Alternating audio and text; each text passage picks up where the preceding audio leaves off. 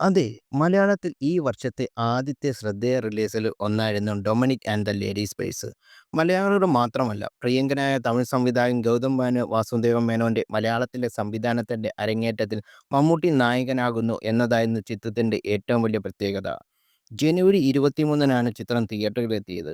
ആദ്യ ദിവസം മികച്ച പ്രേക്ഷക പ്രതികരണമാണ് നേടിയെങ്കിലും തുടർ ദിവസങ്ങളിൽ ബോക്സ് ഓഫീസിനെ കാര്യമായി ചലിപ്പിക്കാൻ ചിത്രത്തിന് സാധിച്ചില്ല എന്നതാണ് സത്യം. ഇപ്പോഴത്തെ ചിത്രത്തിന്റെ ഏറ്റവും പുതിയ കളക്ഷൻ കണക്കുകളാണ് പുറത്തു വന്നിരിക്കുന്നത്.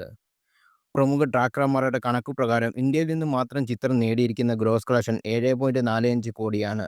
നെറ്റ് കളക്ഷൻ 7.87 കോടിയും. വിദേശ മാർക്കറ്റിൽ നിന്ന് ചിത്രം നേടിയിരിക്കുന്ന 7.05 കോടിയാണ്. ഇതും ചേർത്ത് ആഗോള ബോക്സ് ഓഫീസിൽ നിന്ന് ചിത്രം ആകെ നേടിയത് 14.5 കോടിയാണ്. ഇത് ഇന്നലെ വരെ, അതായത് 8 ദിവസത്തെ കണക്ക് മാത്രമാണിത്. മമ്മൂട്ടി കമ്പനിയുടെ ചിത്രത്തിന്റെ നിർമ്മാണം. ഈ ബാനറിൽ നിർമ്മിക്കുന്ന ആറാമത്തെ ചിത്രമാണിത്.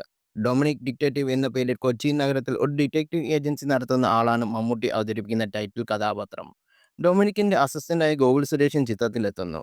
മമ്മൂട്ടിക്കും ഗോകുൽ സുരേഷിനൊപ്പം സുസ്മിത ഭട്ട്, വിജി വെങ്കടേഷ്, വിനീത്, വിജയബാബു തുടങ്ങിയവരാണ് മറ്റ് പ്രധാന കഥാപാത്രങ്ങളെ അവതരിപ്പിക്കുന്നത്.